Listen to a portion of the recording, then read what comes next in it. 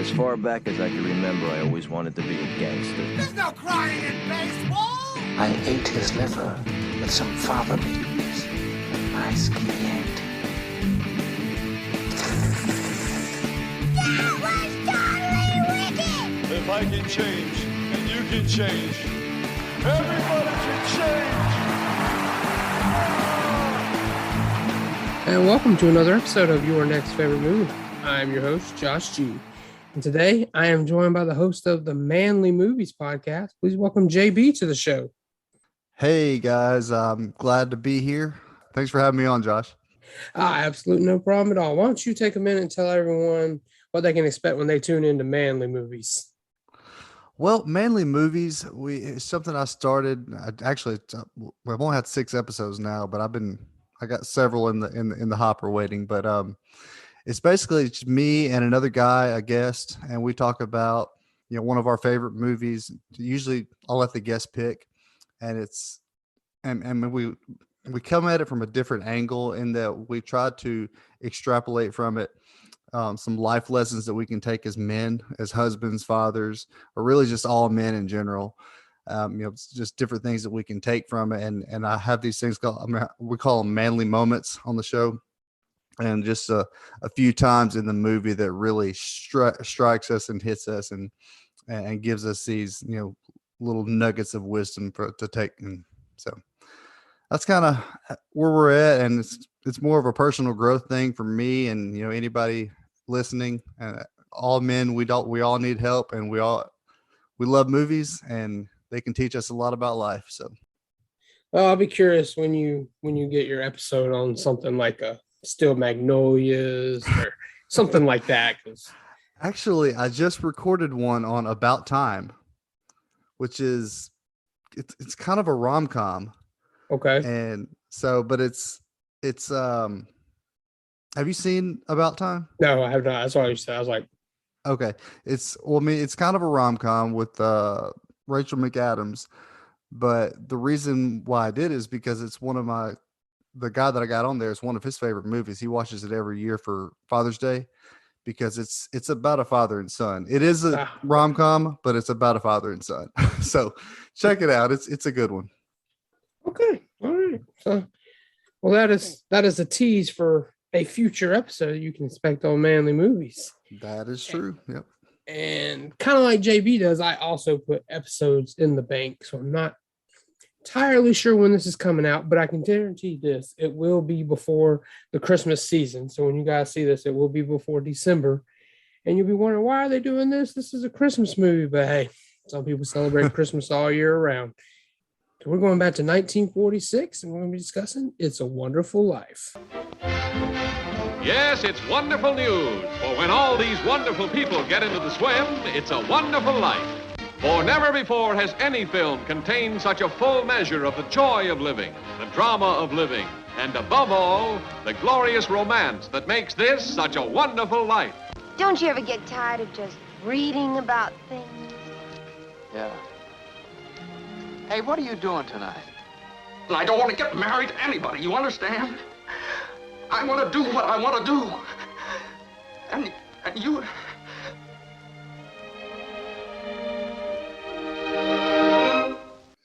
Why don't you tell us when you first saw this?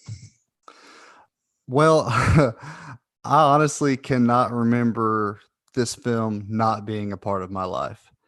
I know that I watched it every year around Christmas time with my parents. It was my dad's favorite movie. It was my mom's favorite movie, and they're not even together anymore, but they both still love this movie. It's like the Breakfast at Deep Blue Something song, Breakfast at Tiffany's. There's one thing they've got. But yeah, I just always remember watching it with them, and I can't remember, not watching it. So. Okay, so this is one of your childhood movies then. Oh yeah, for sure. Okay, I get you. Well, I hope, unlike the song, I hope that your dad is not still hung up on her the way the guy is in that song. So desperately trying to hang on to that one thing. Yeah, first song I learned to play on the guitar, by the way. Oh, there you so go. It's very near and dear to my heart because of that. All right. So for anyone who hasn't seen It's a Wonderful Life, or people like me who just watched it last week for the first time, because I've always heard about this movie. It's always in the zeitgeist, but I just never took the plunge. But that's what this show does. But for anyone who hasn't seen it, why don't you tell everyone what it's about? Oh man, this movie's almost 80 years old. But yeah. So it's about a man who grows up in a small town who wants to get away. And he's got these big aspirations to do great things, build all these buildings and stuff, and, see the world. He wants to be an explorer. And he finds himself staying in this crummy old town that he can't stand. But he stays in it because he's a very selfless person and he's constantly helping other people. And so he kind of he has some issues and I don't want to give away any spoilers, but I mean, he kind of comes to a moment where he's at a crux in his life, and someone shows him what it would be like if he had never been born, and how everything would have turned out. And he gets to see, how his town of Bedford Falls, New York, I believe, would be without him. And it changes his life. And you kind of see the crux of it is, a man who has friends is a very rich man, that you can't count in dollars and cents how good friends actually mean to you, and helping others and how it comes back to you. So it's just a really cool, heartwarming family kind of story. And it's about, and he's married, he has kids, and you get to see that life and how, so it's just, yeah. I don't want to give it too much away, but no, I agree. The part you briefly mentioned about what his life was like without him, I thought that was actually a lot more of the movie than it was going in. Like what I thought before going into it, I didn't realize how late that was going to come. But other than that, like I said, it was okay. So let's get into this. So this is a childhood movie. This is one you watch with your parents growing up. So what else is it about this movie that keeps you coming back? Why is this, like when I asked you, boom, you said, yeah, I want to do It's a Wonderful Life. What is it about this movie that you love so much? Well, it became my favorite, and it didn't actually become my favorite movie until college. And I was at home on Christmas break, and I watched it with my mom, and it just finally connected with me. And so it's just, to me, George and Mary Bailey represent everything that's good in this world that we live in. So, George spends his life helping others while neglecting himself. And Mary has spent her life basically pursuing George, but also being an encourager and a supporter and a helper for him, which is, what all wives should strive to be. And I'm fortunate enough to have a wife who's supporting, but as a man, I feel more drawn to George, obviously. So I mean, I could see him as a father and what he does at his job. And actually, what's funny is it became my favorite movie in college. But then when I started working at a bank, and then I started working as a small like a consumer lender. So I'm basically George Bailey in what I do. So it's just I have taken on that role, and so it means a lot more to me now as an adult, and that's kind of my job. And when I watch it, it's just like I constantly say to myself afterwards, I said, man, they just don't make movies like this anymore. Like just movies that are optimistic about how good things can happen to people. And the world is just so cynical now. You asked me to think about making one now, and I just don't think it could be done. Not like this. But we're getting there, but boy, yeah, you going into you basically lived out this movie. Good thing I didn't go that route, because my favorite movie was Silence of the Lambs, so that would put me as a cannibal right now. So glad I didn't go that route, because that would be bad. So oh yeah, that's yeah. All right. So before we get to the remaking it now, let's say you had gotten to see a sequel, the continuation of these lives, I guess. Maybe you got another route. What would you have liked to have seen? You can put that one back into the 40s, obviously making it. Yeah, there actually was it wasn't really a sequel. It was more of a made for TV reimagining. It's called It Happened One Christmas. It's worth checking out because it's different if you can ever catch it on streaming somewhere. But it stars Marlo Thomas as Mary Hatch and Orson Welles as Mr. Potter. But it's basically the central character is Mary, and her husband goes off to war, and it's like it's about her, and she actually owns the building, Bailey Brothers Building and Loan. So it's different, but it's just worth watching. I just mentioned that, but as far as a sequel goes, I probably would have liked to have seen, what happened with the family after he realized that, and just kind of, man, it's hard because how do you recreate that? Like, I kind of would have liked to have seen, what happened with the family, and maybe, go more into the building and loan, and how, and maybe something happens with one of his customers or something like that. Just kind of make it kind of a mystery type thing. I don't know that, like I said, this is a slice of Americana kind of movie. And so it's just kind of hard to go further into that. So, Okay. So I typically don't think about these things, but anytime I see a movie like this where this dramatic event happens and it kind of changes who a character is, I'm always curious. Are they able to stick with it? Because they've been doing something for so long, and then this one thing happens, and then it changes, and it normally ends. And I guess we're supposed to assume that he does stay changed after that. So I'm just always curious with movies like this. Like George Bailey's one. There's countless others where people change by the end of the movie. I just wonder if they stuck with it. But you wouldn't really need a whole sequel. That'd be kind of boring. But maybe just a 10-minute sequence to show how the lives went over the years afterwards, to make sure that he stayed on this path and didn't go back to the way he was. Yeah, for sure.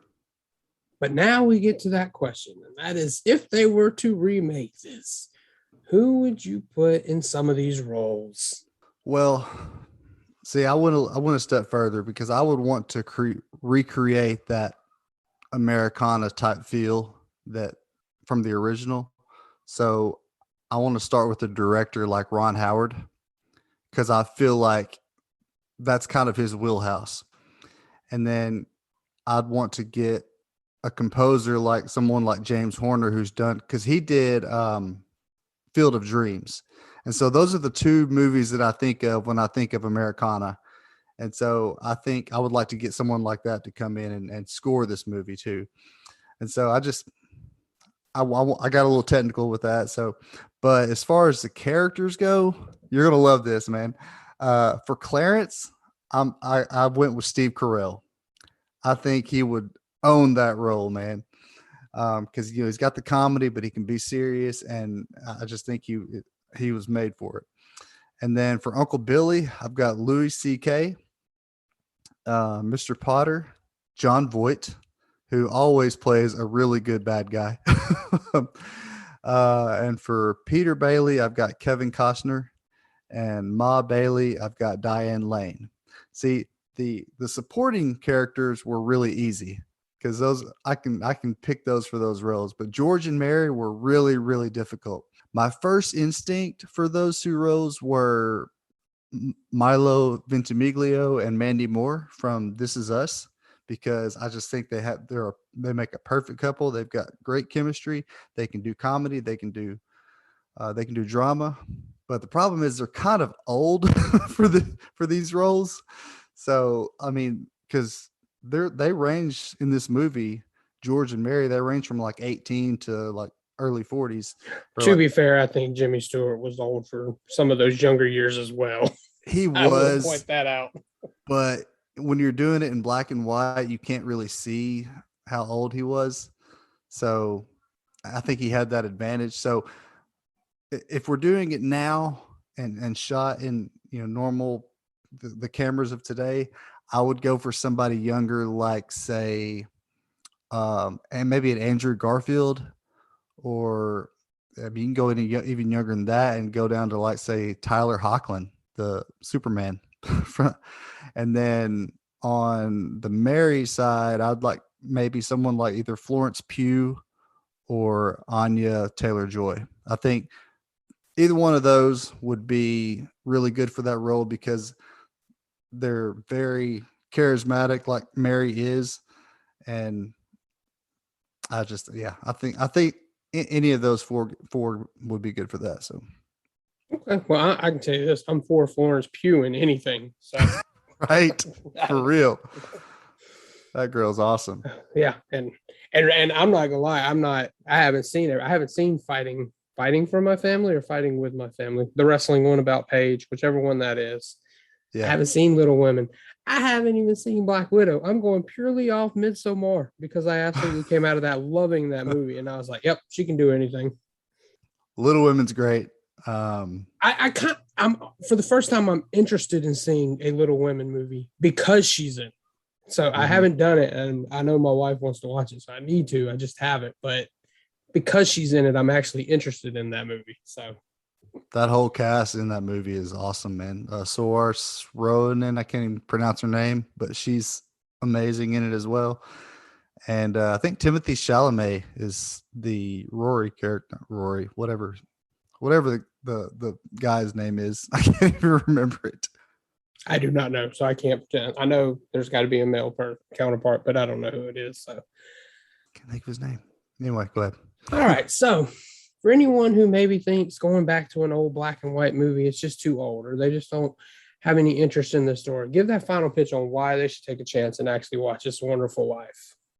Man, final pitch, I would say if you're tired of the cynicism in the world that we live in and tired of all the heavy things that the Oscars keep throwing at us and want to just sit down and enjoy something that, brings back the optimism that you had as a child and paints a beautiful picture of a man struggling and realizing how much his life is worth. It's that movie can speak to anybody. I can't say anything better than that, man. You just need to watch the movie. It's a perfect film if there ever was one. And that's all I can say. All right. That sounds good. And I think that's going to wrap this one up. Why don't you tell everybody where they can find you online, where they can find the podcast? Yeah, the podcast is called Manly Movies, and it's available on Apple, Spotify, whatever you're into. I mean, it's I'm trying to think of all the ones that are out there, but my gosh, it's on like 12 different platforms. So just search Manly Movies, Google, Amazon, I think. But you can hit me up on Twitter. I'm at Manly Movies 1. I'm also on Facebook, facebook.com/Manly Movies. But I'm JB Huffman, so you can probably find me on Facebook too. I don't really get on Twitter under my normal name.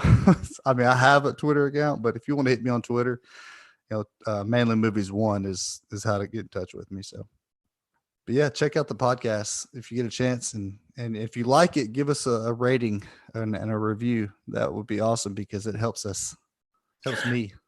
Yes, I always forget to say that, but yes, absolutely. If you're listening on Spotify, give it the rating. On Apple, rating and review.